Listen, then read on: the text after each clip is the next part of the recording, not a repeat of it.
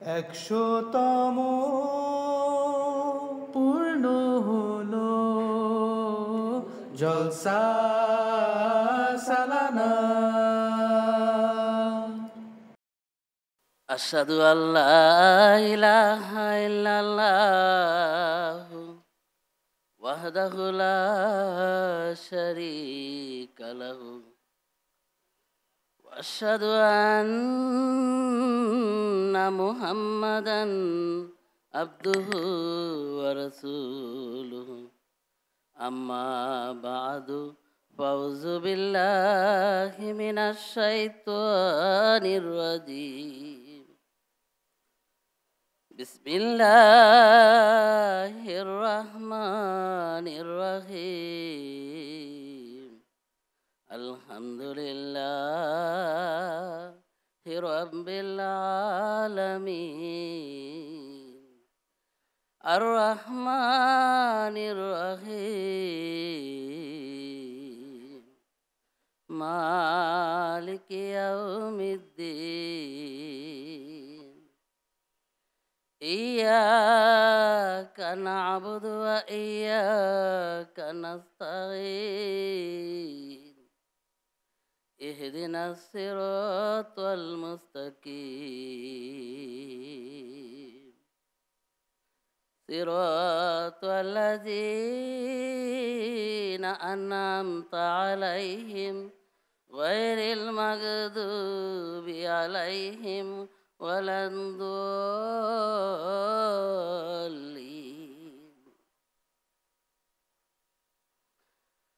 ওয়ালাকাদ বা'আসনা ফি কুল্লি উম্মাতিন রাসূলান আন ইবুদুল্লাহ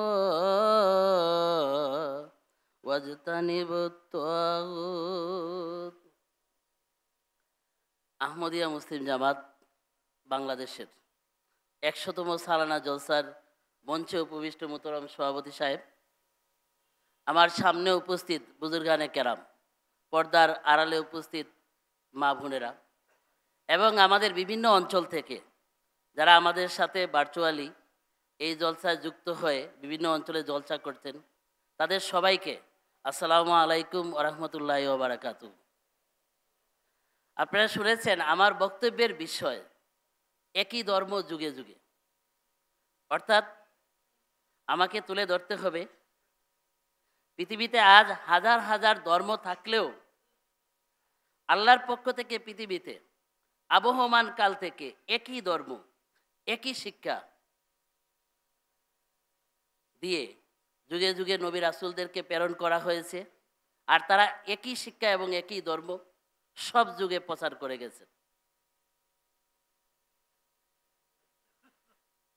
এই বিশ্বজগৎ, বাহ্যিক জগতের প্রতি যদি আমরা লক্ষ্য করি তাহলে আমরা কি দেখতে পাই? সমগ্র বিশ্বজগৎ একটা নিয়মের অধীনে একই শৃঙ্খলে পরিচালিত হচ্ছে। এর প্রত্যেকটা গ্রহ, নক্ষত্র, চন্দ্র, সূর্য, গ্যালাক্সি সব একই নিয়মে চলছে। পৃথিবীর দিকে তাকালেও দেখবেন সূর্য, চন্দ্র, একই সূর্য এবং একই চন্দ্র উত্তর গোলার্ধ, পূর্ব গোলার্ধ এবং পশ্চিম গোলার্ধ অর্থাৎ উভয় গোলার্ধে আলো বিতরণ করে যাচ্ছে। একই বায়ু সমস্ত পৃথিবীর মানুষের এবং প্রাণীর জীবন রক্ষা করে যাচ্ছে। একই পানি সব প্রাণীর জীবন রক্ষা এবং তৃষ্ণার কাজ করে যাচ্ছে। বাহ্যিক জগতের এ নীতি ধর্মজগতেও প্রযোজ্য। ধর্মজগৎ এর ব্যতিক্রম নয়। এখানেও এর কোনো ব্যতিক্রম বা ভিন্নতা আপনারা দেখতে পাবেন না। বিশ্বস্রষ্টার প্রাকৃতিক নিয়ম যেভাবে আদি থেকে এক, তেমনি ধর্মজগতেও শুরু থেকে আবহমান কাল থেকে একই ধর্ম চলে আসছে। আর এই দিকে ইঙ্গিত রেখে আল্লাহ তাআলা পবিত্র কোরআনে স্পষ্টভাবে ঘোষণা দিয়ে বলেছেন, কানান নাসু উম্মাতা ওয়াহেদা, সূরা বাকারা 214 নম্বর আয়াত।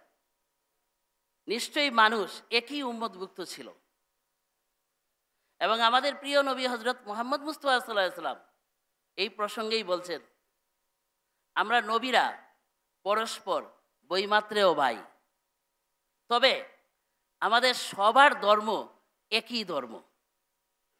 তফসির ইবনে কাসির।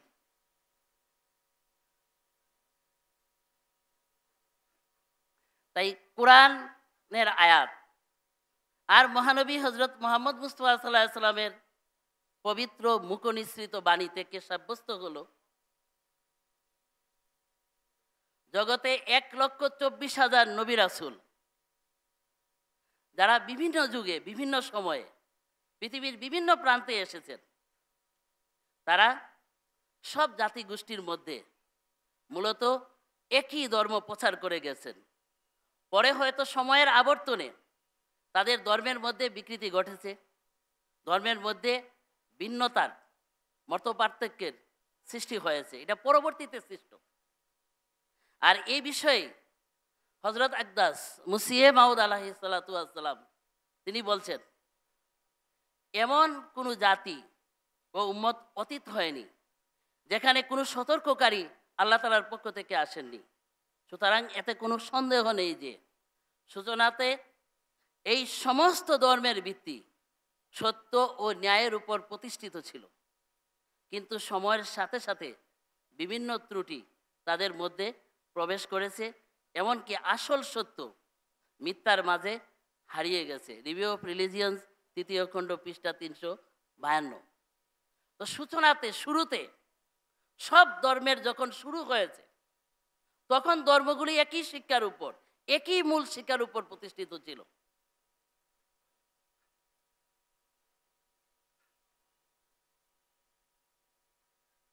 কিন্তু পরবর্তীতে মানুষের হস্তক্ষেপের কারণে, মানুষের পাল্লায় পড়ে ধর্মগুলোতে বিকৃতি সাধিত হয়েছে। কিন্তু অবাক করা বিষয়, আজ ধর্মগুলোর প্রধান প্রধান ধর্মগুলোর নাম বলছি, হিন্দু, বৌদ্ধ, খ্রিস্টান, মুসলমান, এগুলো ভিন্ন ভিন্ন নামে পরিচিত হলেও অবাক করার বিষয় হলো এখনো যদি কেউ খুঁজেন তাহলে দেখবেন তাদের মূল শিক্ষা একই। একই কথার সুর যেন সব জায়গাতে আপনারা বারবার শুনতে পাবেন, এখানে কোনো ভিন্নতা পাবেন না।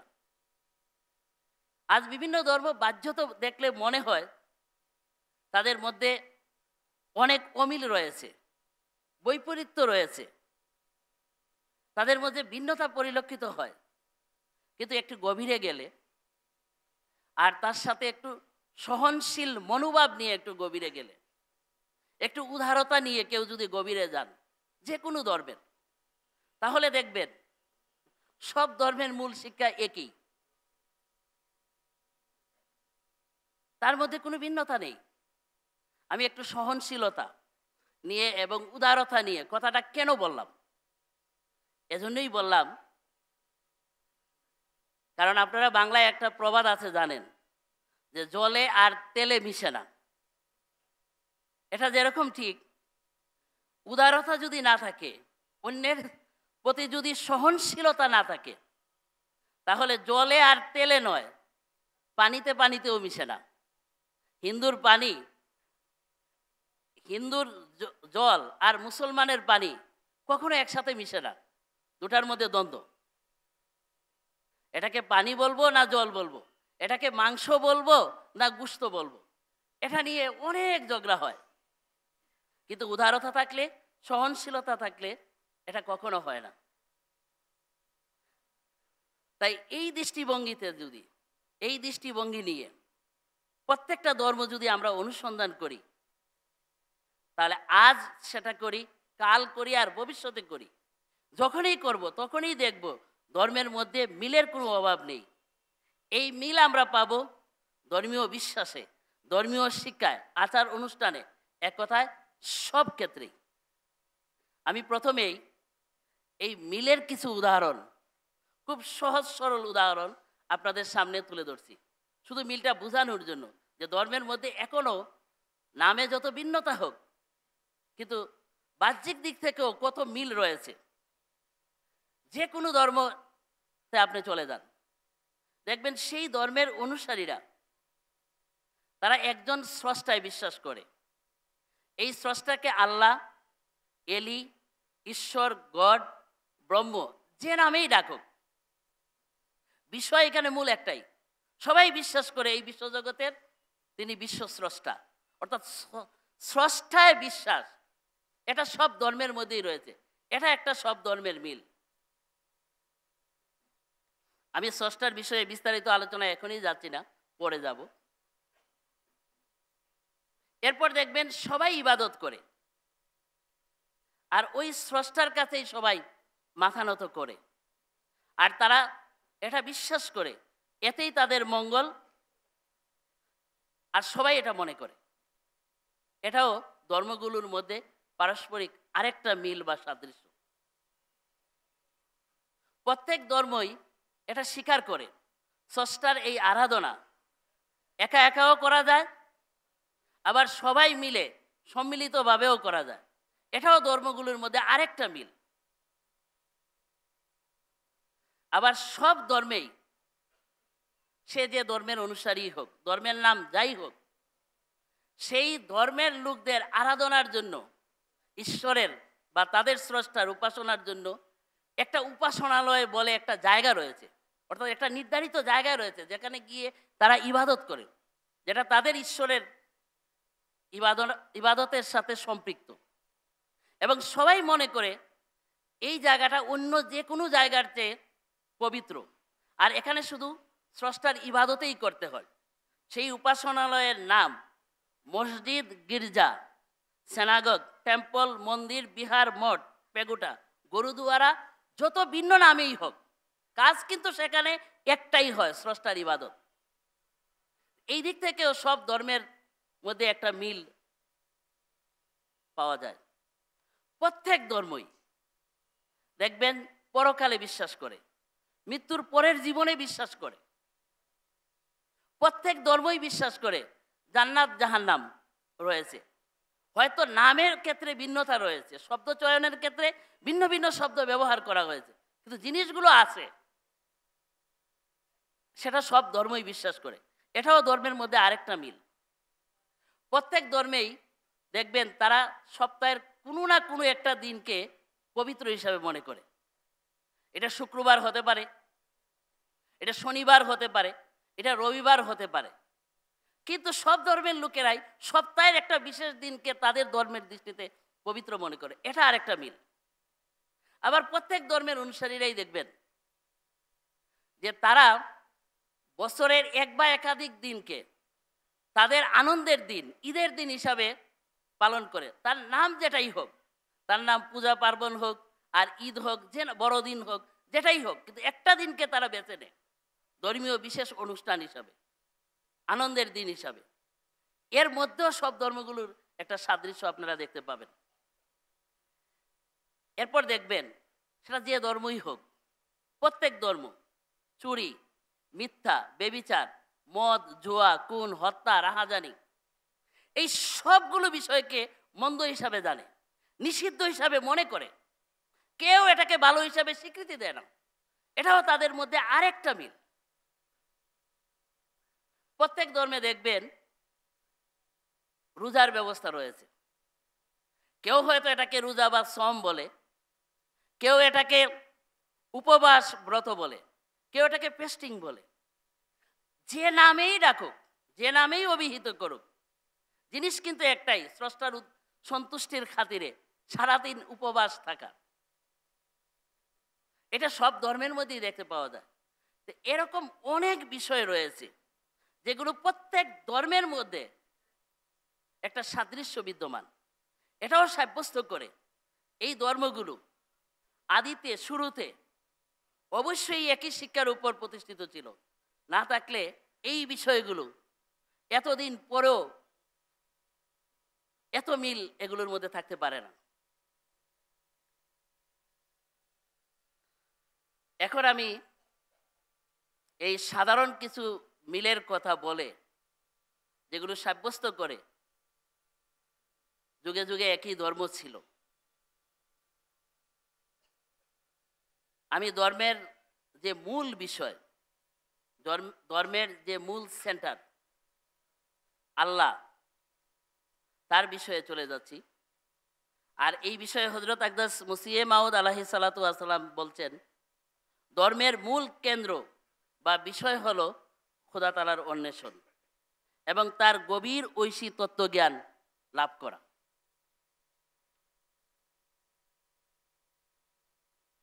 এই বিষয়টা আপনাদের সামনে তুলে ধরতে চাই, যেহেতু ধর্মের মূল বিষয় আল্লাহ বিশ্বাস, যে এই বিষয়ে সব ধর্মের মধ্যে কি ধরনের সাদৃশ্য বিদ্যমান।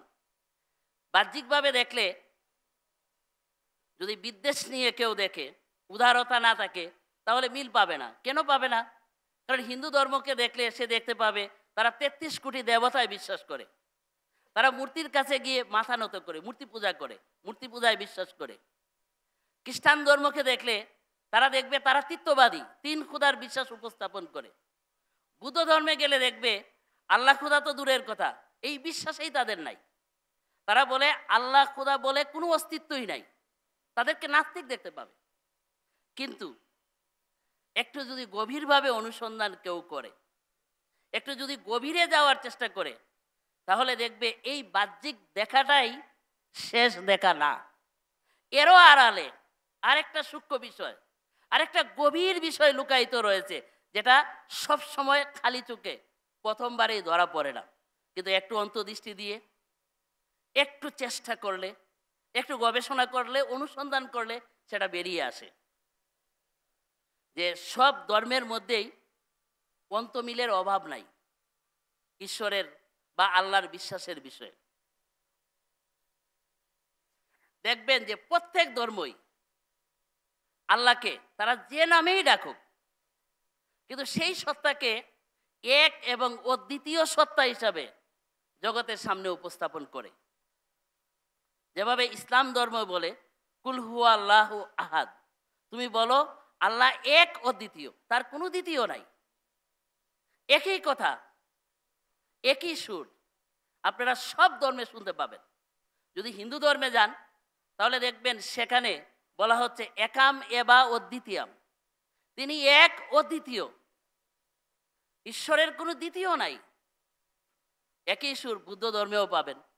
যারা নিজেদেরকে বাহ্যত দেখলে মনে হয় নাস্তিক বলে, কিন্তু তাদের ধর্মগ্রন্থে অনুসন্ধান করলে পাবেন সেখানেও বলা হয়েছে একই সত্যং ন দ্বিতীয় মূর্তি, পরম সত্য সত্তা একজনই, তার কোনো দ্বিতীয় নাই। ইহুদি ধর্মে গেলেও শুনবেন সেখানে বলা হয়েছে hear O Israel, the Lord our God, the Lord is one. হে ইসরায়েলীয়রা শুনো, আমাদের ঈশ্বর সদাপ্রভু একই ঈশ্বর। খ্রিস্ট ধর্ম, যেটাকে তিত্ববাদী ধর্ম হিসাবে মনে করা হয়, সেখানেও অনুসন্ধান করলে দেখবেন সেখানেও বলা হয়েছে there is no god but one, আল্লাহ ছাড়া আর কোনো ঈশ্বর নাই। জরাতুস্ট্রিয়ান ধর্ম, সেখানে যদি যান, সেখানেও দেখবেন তাদের যে স্রষ্টা, তারা যাকে আহুর মাজদা বলে অভিহিত করে, সেই স্রষ্টার 8টা গুণ বর্ণিত হয়েছে। তার মধ্যে প্রথম গুণ বলা হয়েছে তিনি এক। তাহলে কি দাঁড়ালো? সব ধর্ম তাদের প্ল্যাটফর্ম থেকে যে আল্লাহকে, ঈশ্বরকে, বিশ্বজগতের স্রষ্টাকে উপস্থাপন করছে, তাকে এক এবং অদ্বিতীয় হিসাবে উপস্থাপন করছে। নামের ভিন্নতা থাকলেও তো তার বৈশিষ্ট্যের, এককত্বের কোনো ভিন্নতা নাই। শুধু এই ঘোষণা না, সব ধর্ম আল্লাহ তাআলার ব্যাপারে, মুসলমানরা যে ঘোষণা দেয়, ইসলাম ধর্ম যে ঘোষণা দেয়, একই ঘোষণা দেয়। ইসলাম ধর্মে বলা হয়েছে লা ইলাহা ইল্লাল্লাহ, আল্লাহ শুধু এক অদ্বিতীয় না, তিনি ছাড়া আর কোনো উপাস্য নাই। লা শারিকা লাহু, তার কোনো শরিক নাই। লাইসা কামিসলি শাইউন, তার মতো আর কোনো অস্তিত্ব নাই, তার কোনো প্রতিকৃতি নাই। এই একই আওয়াজ সব ধর্মেই শুনতে পাবেন। হিন্দু ধর্মে গেলে দেখবেন সেখানে বলা হচ্ছে নতস্য প্রতিমা অস্তি, আল্লাহর কোনো প্রতিমা নাই, আল্লাহর কোনো প্রতিকৃতি নাই। ইহুদি ধর্মে গেলে সেখানেও দেখবেন বলা হচ্ছে I am God and there is no other, I am God and there is none like me. আমি একমাত্র ঈশ্বর, অন্য কেউ নয়, আমি ঈশ্বর, আমার মতো আর কেউ নাই। খ্রিস্ট ধর্মেও শুনবেন বলা হচ্ছে an idol is nothing at all in the world and that there is no god but one. মূর্তি বলতে কোনো কিছু নাই, ঈশ্বর এই জগতে এক এবং অদ্বিতীয়। এমনকি বুদ্ধ ধর্মে যদি আপনারা যান সেখানেও দেখবেন গৌতম বুদ্ধ সারা জীবন দেবদেবী এবং মূর্তি পূজাকে ঘৃণা করে গেছেন, এর বিরুদ্ধে সোচ্চার ছিলেন, কথা বলে গেছেন, যে কারণে হিন্দু ব্রাহ্মণদের প্রচণ্ড বিরোধিতার তাকে সারা জীবন সহ্য করতে হয়েছে, যে তিনি কোনো মূর্তিতে বিশ্বাস করতেন না। ঈশ্বরের কোনো মূর্তি হতে পারে, ঈশ্বরের কোনো প্রতিমা হয় বা ঈশ্বরের সাথে দেবদেবী যুক্ত, এটা তিনি কখনো বিশ্বাস করতেন না। একইভাবে জরাতুস্ট্রিয়ান ধর্মেও স্রষ্টার দ্বিতীয় এবং চতুর্থ যে বৈশিষ্ট্য বর্ণনা করা হয়েছে, অষ্টম বৈশিষ্ট্যের, সেখানে বলা হয়েছে কোনো কিছুই তার সদৃশ্য নয় আর তার কোনো আকার আকৃতিও নাই। তাহলে কি দাঁড়ালো? সব ধর্মে আল্লাহকে এমন এক মহান সত্তা হিসাবে উপস্থাপন করেছে যিনি একই, যার বৈশিষ্ট্যের মধ্যে কোনো পার্থক্য নাই। ধর্মগুলো আল্লাহর অন্যান্য যে বৈশিষ্ট্য ইসলাম ধর্ম জগতের সামনে উপস্থাপন করে তার সাথেও একমত। ইসলাম ধর্মে বলা হয়েছে আল্লাহর একটা বৈশিষ্ট্য হলো লাম ইয়ালিদ ওয়ালাম ইউলাদ, তিনি কাউকে জন্ম দেননি আর তিনি নিজে জন্মও নেননি, তিনি সব ধরনের জন্মের ঊর্ধ্বে। একই কথা হিন্দু ধর্মেও পাবেন, ঈশ্বর সম্বন্ধে বলা হয়েছে তার কোনো পিতা নেই, এমনকি তার কোনো প্রভুও নাই। ইহুদি ধর্মেও বলা হয়েছে তাকে কেউ সৃষ্টি করেনি, ঈশ্বরকে কেউ সৃষ্টি করেনি, তিনি স্বয়ম্ভু, তিনি শাশ্বত, অনাদি অনন্ত, তিনি সনাতন ঈশ্বর। বুদ্ধ ধর্মেও একই কথা বলা হয়েছে। বুদ্ধ ধর্মে গৌতম বুদ্ধ তার ভিক্ষুদেরকে সম্বোধন করে বলেছেন, হে ভিক্ষুগণ, অজাত অভূত অকৃত অসংস্কৃত একজন আছেন। হে ভিক্ষুগণ, যদি অজাত অভূত অকৃত অসংস্কৃত না থাকিত তাহলে সংসারে জাতের ভূতের কৃতের সংস্কৃতের নিঃসরণ প্রত্যক্ষ হইত না। বলতেন হে ভিক্ষুগণ, অজাত যিনি জন্ম নেন নাই, অভূত যিনি আরেক জায়গা থেকে উৎপন্ন হয়েছেন এরকম কেউ নাই, অকৃত যাকে বানানো হয়নি এইরকম এক সত্তা তিনি আছেন। তিনি যদি না থাকতেন তাহলে যেগুলো জন্ম নিচ্ছে, যেগুলো তৈরি হচ্ছে, যেগুলো অনেকগুলোর মিশ্রণে তৈরি, এই জিনিস তোমরা জগতে প্রত্যক্ষ করতে না। এটা করো কেন? কারণ একজন আছেন যিনি সব জন্মের ঊর্ধ্বে, সর্বজন্ম পরিহারী, কোনো জন্মের অধীন না। তিনি আছেন যার কোনো শাখা নাই, যার কোনো লতাপাতা নাই। এই কারণে এই সব সৃষ্টি হয়েছে, এই বিশ্বজগৎ সৃষ্টি হয়েছে, না হলে হতো না। আল্লাহকে বা ঈশ্বরকে এইভাবে বৌদ্ধ ধর্মেও উপস্থাপন করা হয়েছে। জরাতুস্ট্রিয়ান ধর্মেও বলা হয়েছে ঈশ্বর এমন এক অস্তিত্ব যার পিতা মাতা নাই। আল্লাহ সম্বন্ধে পবিত্র কোরআনে বলা হয়েছে লা তুদরিকুহুল আবসার, মানুষের দৃষ্টি আল্লাহকে দেখতে পায় না। ওয়াহুয়া ইউদরিকুল আবসার, তিনি মানুষের দৃষ্টিতে এসে ধরা দেন। ওয়াহুয়া লাতিফুল খাবির, আর তিনি খুবই সূক্ষ্মাতি সূক্ষ্ম এবং সব কিছুর তিনি খবর রাখেন। আল্লাহকে এমন এক অস্তিত্ব হিসাবে ইসলাম জগতের সামনে উপস্থাপন করেছে। এই কথা অন্যান্য ধর্মেও বলছে। হিন্দু ধর্মে বলা হয়েছে ন চক্ষুষা পশ্যতি কশ্চন, ঈশ্বর এমন এক সত্তা যাকে কোনো চোখ দেখতে পায় না বা কোনো চোখ দিয়ে তাকে আয়ত্ত করা যায় না। ন চক্ষুষা গৃহ্যতে নাপি।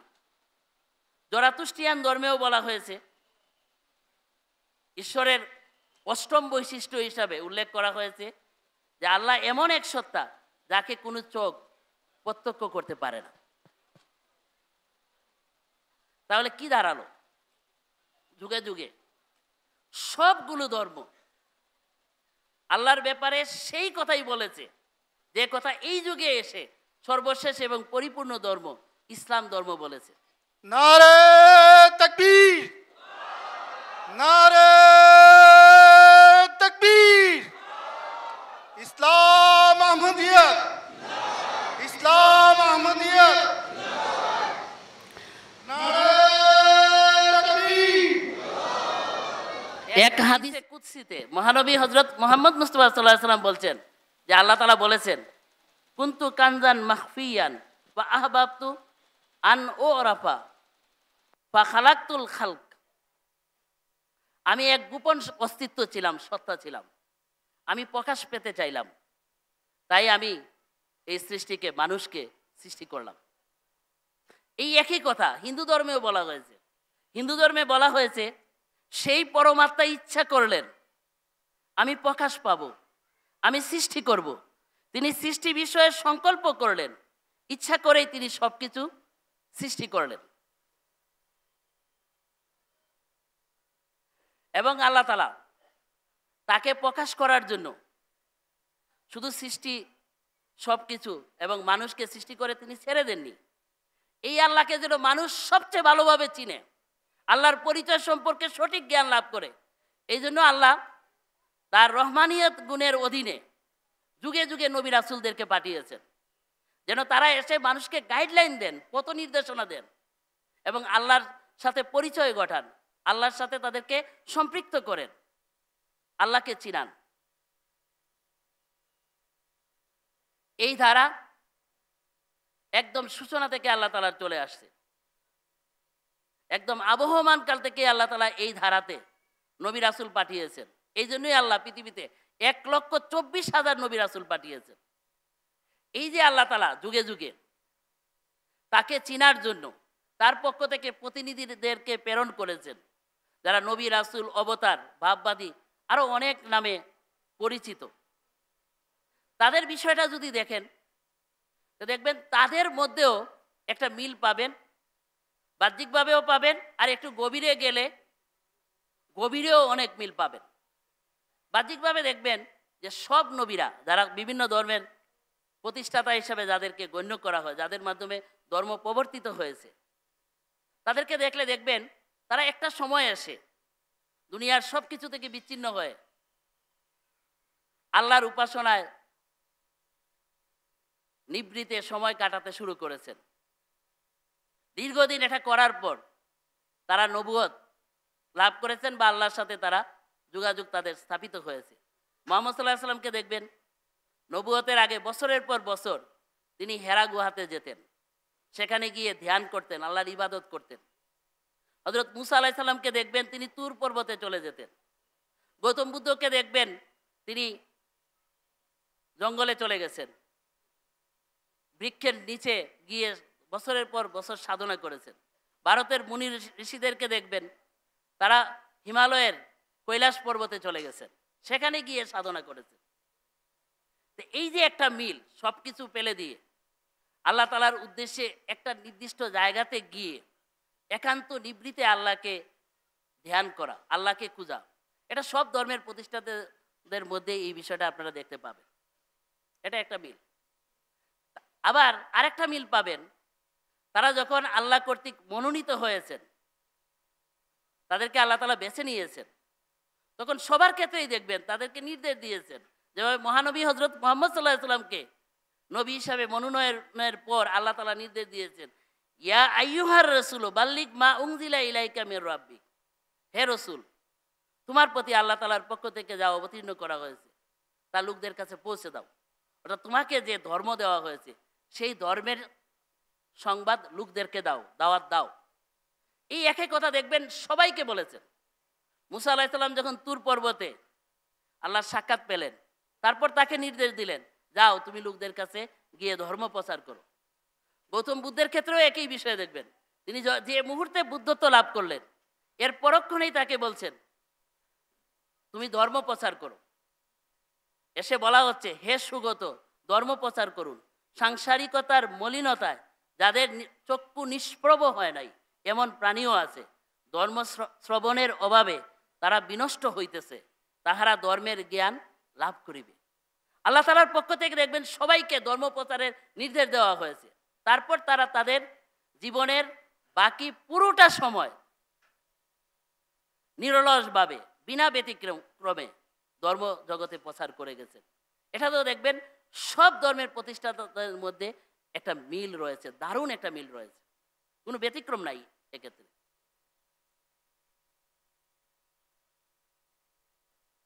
এখন প্রশ্ন হতে পারে, এই যে সবাই আল্লাহ তাআলার পক্ষ থেকে ধর্ম প্রচারের নির্দেশনা পেলেন, জগতে কোন ধর্ম বা কোন শিক্ষাটা তারা প্রচার করেছেন? এই বিষয়ে আল্লাহ তাআলা পবিত্র কোরআন শরীফে বলেছেন, ওয়ালাকাদ বাআসনা ফি কুল্লি উম্মাতিন রাসূলান আনি ইবুদুল্লাহা ওয়াজতানিবুত তাগুত। আমি পৃথিবীতে প্রত্যেক জাতি গোষ্ঠীর মধ্যে নবী রাসূলদেরকে পাঠিয়েছি। এমন কোনো জাতি গোষ্ঠী নাই যাদের মধ্যে নবী রাসূল পাঠাই নাই। এবং এই শিক্ষা দিয়ে পাঠিয়েছি, তোমরা এক আল্লাহর ইবাদত করো এবং বিদ্রোহী শয়তান থেকে, মূর্তি পূজা থেকে বেঁচে থাকো। দুইটা নির্দেশ, এক আল্লাহর উপাসনা করো আর শয়তান থেকে বেঁচে চলো। এই নির্দেশ দিয়ে আল্লাহ তাআলা যুগে যুগে সব নবী রাসূলদেরকে পাঠিয়েছেন, আল্লাহর ইবাদত করার শিক্ষা দিয়েছেন। আর আল্লাহর ইবাদত এমন একটা বিষয় যে প্রসঙ্গে হযরত খলিফাতুল মসিহ আল খামেস আয়াদুল্লাহ তাআলা বিনাসিল আজিজ তার 28 এপ্রিল 2006 খুতবায় বলেছেন, আল্লাহ তাআলার অধিকারের বিষয়ে হযরত মুসিহ মাউদ আলাইহিস সালাতু ওয়াস সালাম বলেছেন, তার সবচেয়ে বড় অধিকার হলো বান্দার প্রতি, বান্দা যেন তার ইবাদত করে আর নিঃস্বার্থভাবে যেন তার ইবাদত করে। অর্থাৎ যত নবী রাসূলরা এসেছেন তারা এই শিক্ষা প্রত্যেক যুগে দিয়ে গেছেন, মানুষ যেন আল্লাহর ইবাদত করে। এটা একটু ভাবার বিষয় যে আল্লাহর ইবাদতের শিক্ষা দিয়েছেন। ইবাদত মানে কি? আল্লাহর কাছে যেন তারা নত হয়, আল্লাহর গুণকীর্তন যেন করে, নিজেদের সমস্ত অস্তিত্বকে মিটিয়ে ফেলে তারা যেন আল্লাহর কাছে সম্পূর্ণরূপে আত্মসমর্পণ করে, নিজেদেরকে আল্লাহর দরবারে সঁপে দেয়। এটার নাম হলো ইবাদত। আর এর পাশাপাশি বলছেন, শয়তানের হাত থেকে যেন তারা নিজেদেরকে রক্ষা করে। অর্থাৎ যত ধরনের বিদ্রোহ রয়েছে, বিশৃঙ্খলা রয়েছে, অশান্তি রয়েছে, সেগুলো থেকে যেন তারা বেঁচে থাকে, শয়তানের কুমন্ত্রণায় যেন তারা শিকার না হয়। তাহলে দুইটাকে একসাথে যদি মিলানোর চেষ্টা করেন তাহলে কি দাঁড়ায়? যে যুগে যুগে আল্লাহর পক্ষ থেকে এই শিক্ষা দিয়ে নবী রাসূলদেরকে পাঠানো হয়েছে, মানুষ যেন সমস্ত বিদ্রোহ অশান্তির পথ থেকে নিজেকে মুক্ত করে এক আল্লাহর সমীপে নিজেকে সম্পূর্ণরূপে সমর্পণ করে, আত্মসমর্পণ করে। আর এই বিষয়টাকেই ইসলামের পরিভাষায় অন্য শব্দে বলা হয় ইসলাম। ইসলাম শব্দের অর্থ আত্মসমর্পণ। আর আল্লাহ তাআলা পবিত্র কোরআন শরীফে বলছেন, ইন্নাদ দীনা ইনদাল্লাহিল ইসলাম, আল্লাহর নিকট কেবলমাত্র একটাই পরিপূর্ণ ধর্ম, আর সেটা হলো ইসলাম। নারে তাকবীর, নারে তাকবীর। ইসলাম আহমদিয়ত, ইসলাম আহমদিয়ত। হযরত মোহাম্মদ মুস্তাফা, হযরত মোহাম্মদ মুস্তাফা। নারে তাকবীর। তবে যুগে যুগে যে নবীরা এসেছেন তারা তাদের যুগে সীমিত পরিসরে খণ্ড আকারে ইসলামের একটা অংশকে প্রকাশ করেছেন, তুলে ধরেছেন জগতের সামনে। পরিপূর্ণ ইসলামকে তারা তুলে ধরেননি। পরিপূর্ণ ইসলামকে তুলে ধরেছেন আমাদের প্রিয় নবী হযরত মুহাম্মদ মুস্তাফা সাল্লাল্লাহু আলাইহি ওয়াসাল্লাম। আর তিনি আসবেন জগতে, এসে পরিপূর্ণ ইসলামকে জগতের সামনে তুলে ধরবেন। এই বিষয়টি প্রত্যেক ধর্মের প্রতিষ্ঠাতারা তাদের অনুসারীদেরকে মহানবী হযরত মুহাম্মদ সাল্লাল্লাহু আলাইহি ওয়াসাল্লামের আগমনের হাজার হাজার বছর আগে বলে গেছেন। তারা বলছেন যে আমাদের ধর্ম অপূর্ণ, কিন্তু আমাদের যে একজন বড় নবী ভবিষ্যতে আসবেন, আসলে তাকে মানতে হবে। যীশুখ্রিস্ট অর্থাৎ হযরত ঈসা আলাইহিস সালাম তার অনুসারীদেরকে বলেছেন, কিন্তু যা পূর্ণ তা আসলে যা অংশ মাত্র তা লোপ পাবে। আরেক জায়গাতে তিনি বলেছেন, তোমাদের কাছে আমার অনেক কথা বলার আছে, কিন্তু এখন তোমরা সেগুলো সহ্য করতে পারবে না।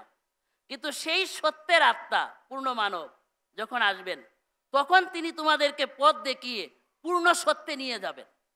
পূর্ণ মানব একজন আসবেন, সত্যের আত্মা আসবেন, এসে পূর্ণ পথ দেখাবেন। এখন তোমরা এই পূর্ণ পথ গ্রহণ করতে পারবে না, তিনি এসে দেখাবেন, তার মাধ্যমে পাবে। ঈসা আলাইহিস সালাম যার হাতে বয়াত করেছিলেন যে নবী হযরত ইয়াহিয়া আলাইহিস সালাম, তিনি মুহাম্মদ মুস্তাফা সাল্লাল্লাহু আলাইহি সাল্লাম তার ভবিষ্যতে যিনি আসবেন তার কথা বলতে গিয়ে বলেছিলেন, সেই নবী হিসাবে যিনি আসবেন তিনি এত বড় নবী, তার পায়ের জুতার ফিতা বাঁধার যোগ্যতাও আমার নাই। হযরত মুসা আলাইহিস সালাতু ওয়াস সালাম তার জাতিকে মুহাম্মদ সাল্লাল্লাহু আলাইহি সাল্লামের সংবাদ দিয়ে বলেছিলেন, তোমাদের ঈশ্বর সদাপ্রভু তোমাদের ইসরায়েলীয় ভাইদের মধ্য থেকে আমার মতো একজন নবীকে পাঠাবেন, আর তিনি যখন আসবেন অবশ্যই তোমরা তাকে মান্য করবে। গৌতম বুদ্ধও বলেছিলেন, জগতে আমার যে ঋদ্ধি এখন প্রদর্শিত হচ্ছে, ঋদ্ধি মানে মুজেজা, বলছেন যে আমার যে মুজেজা প্রদর্শিত হচ্ছে এটা কি আশ্চর্য, ভবিষ্যতে এর চেয়ে অনেক আশ্চর্য, অদ্ভুত এবং লোমহর্ষক ঋদ্ধি প্রদর্শিত হবে। মানে তার চেয়েও বেশি মুজেজা ভবিষ্যতে একজন এসে প্রদর্শন করবেন। অর্থাৎ সব ধর্মের প্রতিষ্ঠাতারা বলতেন, আমরা কিছু না, আমাদের পরে যিনি আসবেন তিনি হবেন সবচেয়ে বড়। এই কথাটা সবাই বলে গেছেন। এখন প্রশ্ন হলো, এই সবচেয়ে বড় যে মহাপুরুষ যার কথা সবাই বলে গেছেন তাদের পরে আসবেন তিনি কে? এই বিষয়টা যদি অনুসন্ধান করি তাহলে দেখা যায় এটাও সবাই বলে গেছেন। হিন্দু শাস্ত্রে বলা হয়েছে, বেদে, ইদংজনা উপশ্রুত নরাশংসস্ত বিশ্বতে, ভবিষ্যতে নরাশংস নামে একজন মহাপুরুষ আসবেন। নরাশংস নর যোগ আশংস, নর অর্থ মানুষ আর আশংস প্রশংসিত, প্রশংসিত নর আসবেন। আর এটাকে যদি আরবিতে, অর্থাৎ যে মানুষের সবাই প্রশংসা করে, তার যদি আরবি এক শব্দে করা হয় সেই শব্দটা হলো মুহাম্মদ।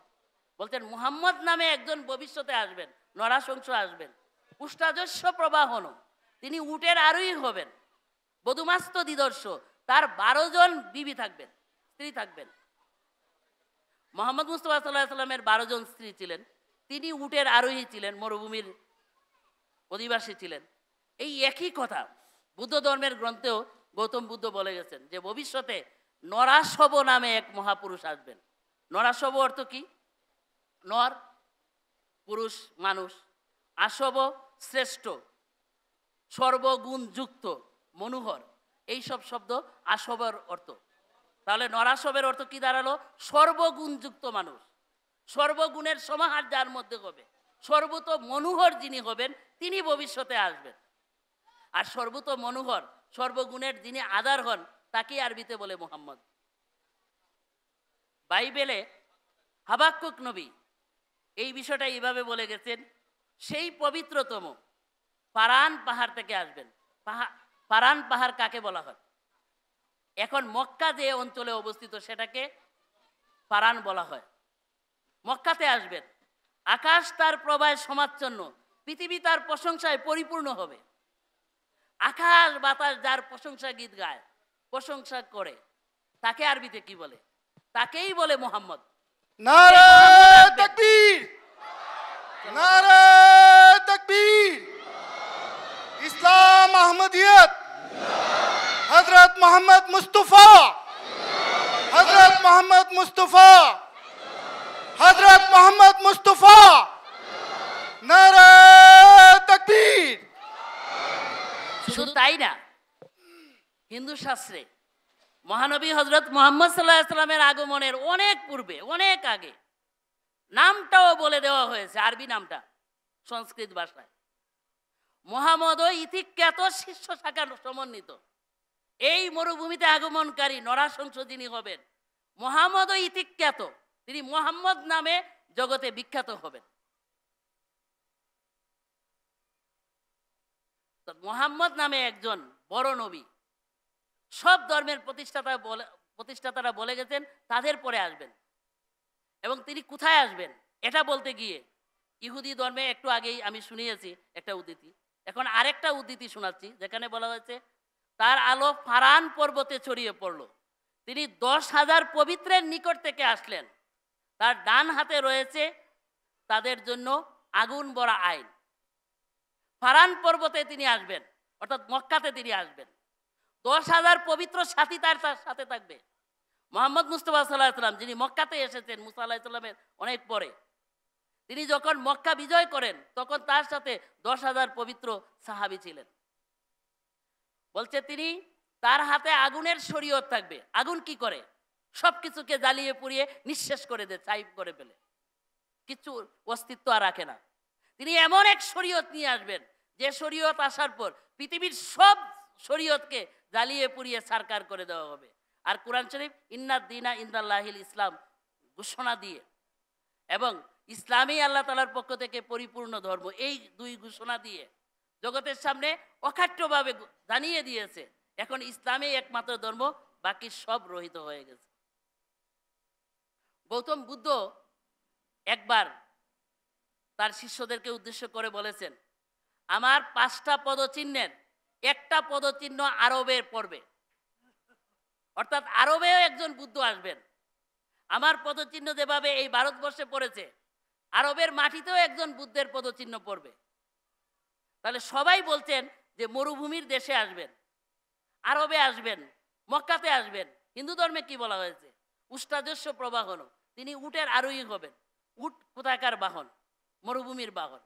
তো জায়গাটাও বলে দেওয়া হয়েছে যে আরবে বা মক্কাতে তিনি আসবেন, এবং সব ধর্ম এই বিষয়ে ঐক্যমত্যের সাথে বলছে। আর এজন্যই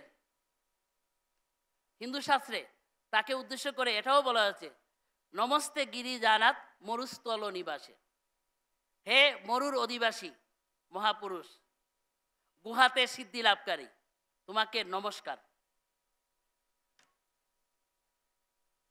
এই মহাপুরুষের সব ধর্মে আরেকটা বৈশিষ্ট্য, তাকে জগৎপতি হিসাবে উল্লেখ করা হয়েছে। হিন্দু ধর্মে বলা হয়েছে পিতাশ্রী লোকস্য চরাচরস্য পূজস্য তমস্য গুরুর গুরিয়ান, তিনি এই বিশ্বজগতের পিতা হবেন, তিনি সব গুরুদের গুরু হবেন। খ্রিস্ট ধর্মে বলা হয়েছে আমি তোমাদের সঙ্গে আর বেশিক্ষণ কথা বলবো না, হযরত ঈসা আলাইহিস সালাম তার অনুসারীদেরকে বলে গেছেন, কারণ জগতের অধিপতি আসছেন, তাকে জগতের অধিপতি হিসাবে উল্লেখ করা হয়েছে। বুদ্ধ ধর্মেও তাকে লোকনায়ক নরাশব, যার নাম একটু আগে উল্লেখ করা হয়েছে, বুদ্ধ ধর্মে নরাশব বলা হয়েছে, ভবিষ্যতে আসবেন, তাকে লোকনায়ক, লোকনাথ, লোকস্বামী হিসাবে উল্লেখ করা হয়েছে। অর্থাৎ সব ধর্মেই মহানবী হযরত মুহাম্মদ সাল্লাল্লাহু আলাইহি ওয়াসাল্লামের যে লকব বা টাইটেল, কুরআন শরীফ বলেছে তিনি খাতামান নবিয়িন হবেন, রাহমাতুল লিল আলামিন হবেন, তিনি কাফাতাল লিন নাস হবেন, এই ঘোষণা তার আগমনের হাজার হাজার বছর পূর্বে দিয়ে রাখা হয়েছে। মোহাম্মদ মুস্তাফা সাল্লাল্লাহু আলাইহি ওয়াসাল্লামকে ভবিষ্যতে যিনি আসবেন তাকে হিন্দু শাস্ত্রে সূর্য বলে আখ্যায়িত করা হয়েছে, যে তিনি দীপ্তিমান সূর্য হবেন, হাজার সূর্যের প্রভায় তিনি উদ্ভাসিত হবেন। বাইবেলেও তাকে বলা হয়েছে সূর্যের মতোই তার উজ্জ্বলতা, তার হাত থেকে আলু টিকরে পড়বে, সেখানে তার শক্তি লুকানো আছে, সূর্যের মতো তার উজ্জ্বলতা হবে। গৌতম বুদ্ধও বলছেন নরাশব দীপ্তিমান সূর্য, জ্বলন্ত প্রদীপ। আর আমরা সবাই জানি মহানবী হযরত মুহাম্মদ মুস্তাফা সাল্লাল্লাহু আলাইহি ওয়াসাল্লামের নামেই পবিত্র কোরআনে সিরাজুম মুনির, আকাশের সবচেয়ে দীপ্তিমান জাজল্যমান সূর্য হিসাবে, উজ্জ্বলতম সূর্য হিসাবে তাকে আখ্যায়িত করা হয়েছে। তাকেই নূরুন আলা নূর, জ্যোতিরও জ্যোতি বলা হয়েছে। তো আপনারা জানেন বাহ্যিক জগতে সূর্যের একটা চাঁদ রয়েছে, তাই ধর্মজগতে যেহেতু মহানবী হযরত মুহাম্মদ সাল্লাল্লাহু আলাইহি ওয়াসাল্লামকে সূর্য বলা হয়েছে, তার একটা চন্দ্র থাকা আবশ্যক ছিল। আর এই কথাটাও প্রত্যেক ধর্মে বলা হয়েছে। হিন্দু ধর্মে বলা হয়েছে, শ্রীকৃষ্ণ বলছেন আমি শুধু সহস্র সূর্যের প্রভায় উদ্ভাসিত হয়েই ভবিষ্যতে আসবো না, ভবিষ্যতে আমার একটা রূপ হবে চন্দ্রের মতো, নক্ষত্র নামহং শশী, আমি তখন নক্ষত্রদের মধ্যে, নক্ষত্রদের বীরে আমার অবস্থান, একটা অবস্থান হবে বিশ্বরূপ নিয়ে চন্দ্রের ভূমিকায়। গৌতম বুদ্ধও বলছেন যে আমিও চন্দ্রের একটা ভূমিকায় ভবিষ্যতে জগতে আসব। আর এই চন্দ্রের ভূমিকায় যিনি আসবেন বেদ শাস্ত্রে তাদেরও অনেক আগে বলে রাখা হয়েছে, অহমদি পিতিশপুরী মেধা মিতস্য জগ্রব অহং সূর্য ইবাজনী। আহমদ তার পিতৃব্য, তার পিতা, আধ্যাত্মিক পিতার কাছ থেকে জ্যোতি লাভ করবেন। আর তিনি বলবেন আমি কিছু না, অহং সূর্য ইবাজনী, আমি তো সূর্য থেকে উদ্ভূত। আর এই সূর্য হলেন মহানবী হজরত মোহাম্মদ মুস্তাফা সাল্লাল্লাহু আলাইহি ওয়াসাল্লাম। একটু আগেই আমি আপনাদের সামনে তুলে ধরেছি, তাকেই বিভিন্ন ধর্মের সূর্য বলে আখ্যায়িত করা হয়েছে।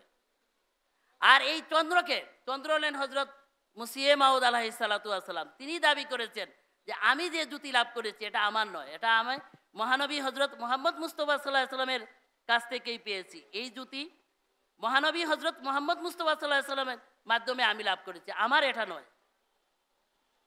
মক্তবাতে আহমদিয়াত পঞ্চম খণ্ডে এর উল্লেখ রয়েছে। আমি সব শেষে একটা পয়েন্ট বলেই আমার বক্তব্য শেষ করে দিচ্ছি। সব ধর্ম ভবিষ্যতে তাদের চেয়ে বড়, তাদের ধর্মের প্রতিষ্ঠাতার চেয়ে বড় একজন আসবেন, আসলে তাকে মানতে হবে, এতটুকু বলেই শেষ করেনি। বরং এটাও জোর দিয়ে বলেছে তাকে না মানলে তাদের মুক্তি নেই, তাকে যদি মানে তাহলেই তাদের মুক্তি। আর এই ক্ষেত্রেও সব ধর্ম ঐক্যমত্য ঘোষণা দিয়েছে। খ্রিস্ট ধর্মে বলা হয়েছে কিন্তু সেই সত্যের আত্মা যখন আসবেন তখন তিনি তোমাদেরকে পথ দেখিয়ে পূর্ণ সত্যে নিয়ে যাবেন। ইহুদি ধর্মে বলা হয়েছে তোমাদের ঈশ্বর সদাপ্রভু, তোমাদের ইসরায়েলীয় ভাইদের মধ্য থেকেই তোমাদের জন্য আমার মতো একজন দাঁড় করাবেন, আর তার কথা মতো তোমাদেরকে চলতে হবে। শুধু দাঁড় করাবেন না, তিনি যখন আসবেন তাকে তোমাদের মানতে হবে, মানলেই তোমরা মুক্তি পাবে। এবং বুদ্ধ ধর্মে গৌতম বুদ্ধ এটা বলে গেছেন, মানুষেরা যেমন নদী পার হবার সময় সম্মুখে নির্দিষ্ট ঘাট ভুলিয়া অতিক্রম করিয়া গেলেও পরবর্তীতে মহাঘাটে মহানদী পার হয়ে যায়, সেরূপ আমরা সকলে বর্তমান বুদ্ধের সময়ে মুক্তি লাভে বঞ্চিত হইলেও সেরূপে আমরা সকলে এই বর্তমান বুদ্ধের সময় অর্থাৎ গৌতম বুদ্ধের সময় মুক্তি লাভে বঞ্চিত হইলেও অনাগতে ইহার সম্মুখীন হইয়া মুক্তি লাভ করব। ভবিষ্যতে যে বুদ্ধ আসবেন কোনো ঘাটের লোক আর বঞ্চিত থাকবে না, কারণ তিনি বিশ্বরূপ নিয়ে আসবেন, সমস্ত বিশ্ববাসীর জন্য আসবেন। তাই সেই ঘাটে যারা সম্মুখীন হবে তখন সবাই মুক্তি লাভ করবে, আর তাকে এজন্য মানতে হবে। আমি সব শেষে এটাই বলতে চাচ্ছি যে মহানবী হজরত মোহাম্মদ মুস্তাফা সাল্লাল্লাহু আলাইহি ওয়াসাল্লামের অস্তিত্ব সত্তা এমন এক অস্তিত্ব ছিল যার আগমনের ভবিষ্যৎবাণী প্রত্যেক ধর্মে তার আগমনের হাজার হাজার বছর পূর্বে করে রাখা হয়েছে। আর এই বিষয়ে সবাই একমত ছিলেন, তাদের চেয়ে বড়, তাদেরকে মুক্তিদানের জন্য ভবিষ্যতে একজন আসবেন। আর মহানবী হজরত মুহাম্মদ সাল্লাল্লাহু আলাইহি ওয়াসাল্লামের আগমনের মাধ্যমে এই ভবিষ্যৎবাণীগুলো একদিকে যেভাবে বাস্তবায়িত হয়েছে, পরিপূর্ণতা লাভ করেছে, আরেকদিকে জগতে এটাও সাব্যস্ত হয়েছে ধর্ম শুধু শুরুতেই এক ছিল না, এক শিক্ষা নিয়ে নবীরা শুরুতেই শুধু আসেন নাই, বরং পরবর্তীতেও শেষের দিকে এসেও ধর্ম এক জায়গাতে এসে মিলিত হবে, এক মহাপুরুষের চরণতলে সবাই এসে লুটিয়ে পড়বে, তার আনুগত্য, তার বশ্যতা স্বীকার করে তার ধর্মের অনুসারী হয়ে এক পতাকা তলে সবাই সমবেত হবে। হজরত মুসিয়ে মাউদ আলাইহিস সালাতু ওয়াস সালামের একটা উদ্ধৃতি শুনিয়েই আমি আমার বক্তব্য শেষ করে দিচ্ছি। তিনি বলছেন, আজ মানব জাতির জন্য দুনিয়াতে কোরআন ব্যতি রেখে আর কোনো ধর্মগ্রন্থ নাই, এবং আদম সন্তানের জন্য হজরত মুহাম্মদ মুস্তাফা সাল্লাল্লাহু আলাইহি ওয়াসাল্লাম ব্যতীত কোনো রসুল ও সাফি নাই। অতএব তোমরা সেই মহাগৌরবের অধিকারী নবীর সাথে প্রেমসূত্রে আবদ্ধ হও, আর অন্য কাউকে তার উপর কোনো প্রকারের প্রাধান্য দান করো না, যেন আকাশে তোমরা মুক্তিপ্রাপ্ত বলে পরিগণিত হতে পারো। ওয়া আখির দাওয়ানা আলহামদুলিল্লাহ। 100তম পূর্ণ হলো জলসা